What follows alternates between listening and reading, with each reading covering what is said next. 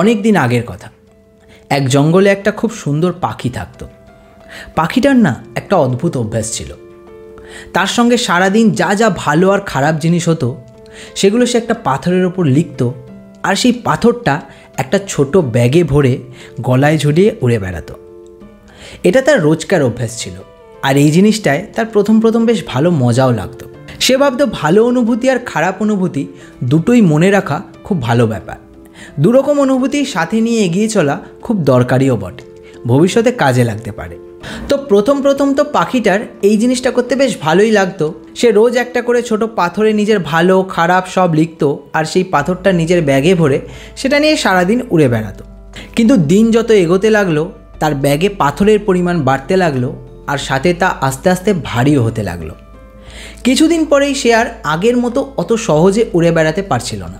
তার সেই পাথরের বোঝা কাঁধে নিয়ে উঠতে খুব কষ্ট হচ্ছিল। কিন্তু ওই যে অভ্যাস, সে অভ্যাসের দাস হয়ে গেছিল, তাই সে তখনও নিজের সেই অভ্যাস ছাড়তে পারছিল না। পাখিটা অভ্যাসের দাস হয়ে এটা খেয়ালই করছিল না যে তার ওপর বোঝা ধীরে ধীরে বেড়েই চলেছিল, এবং তার এই অভ্যাস সময়ের সঙ্গে সঙ্গে তাকে শারীরিক আর মানসিক দুদিক দিয়েই ক্লান্ত করে দিচ্ছিল। আরও কিছুদিন পরে তার ওড়া তো দূরের কথা, চলাফেরা করাও মুশকিল হয়ে দাঁড়িয়েছিল। আর শেষে এই করতে করতে একদিন এমন এলো যে সে সেই পাথরের বোঝার নিচে চাপা পড়েই মারা গেল। কি কিছু মিল খুঁজে পাচ্ছ? হতে পারে এটা একটা কাল্পনিক গল্প, কিন্তু এই ছোট্ট কাল্পনিক গল্পটা তোমার আমাদের জীবনের বাস্তবতাটাকে চোখে আঙুল দিয়ে দেখিয়ে দেয়। ঠিক এই পাখিটার মতো আমরাও কি একটু একটু করে প্রতিদিন নিজের অতীতের ভালো খারাপ স্মৃতির বোঝাগুলোকে বয়ে নিয়ে চলছি না? প্রতিদিন যখনই ফাঁকা সময় আসে তখনই কি আমরা অতীতের সেই খারাপ স্মৃতিগুলোকে ভেবে বারবার দুঃখ পাচ্ছি না? আর শুধু খারাপ কেন, অতীতের ভালো স্মৃতিগুলোকেও ভেবে ভেবে সেখানেই নিজেকে আটকে রাখছি না? আর এই অভ্যাসের জন্য আমরাও কি সেই পাখিটার মতো বর্তমানটাকে যতটা ভালোভাবে বাঁচা যায় ততটা ভালোভাবে বাঁচা থেকে নিজেকে দূরে সরিয়ে রাখছি না? একটু ভেবে দেখো তো, নিজের সাথে কিছু রিলেট করতে পারছো কি না? এই ছোট্ট গল্পটা আমাদের সবচেয়ে বড় যে শিক্ষাটা দিয়ে যায় না, সেটা হলো অতীত ভালো হোক কিংবা খারাপ, দুটোকেই আমাদের অতীতেই ফেলে রেখে আসা উচিত।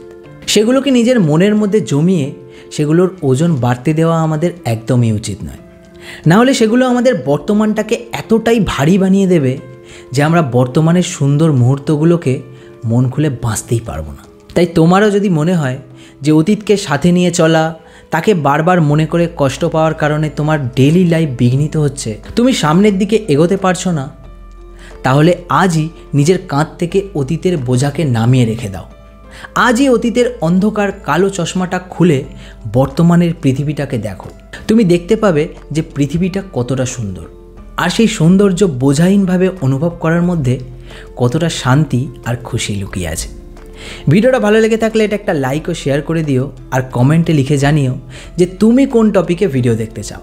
এই চ্যানেলকে সাবস্ক্রাইব করে রেখো এরকম ভিডিও আরও দেখার জন্য। আমি তোমাদের বন্ধু নীলাদ্রি ছিলাম তোমাদের সঙ্গে।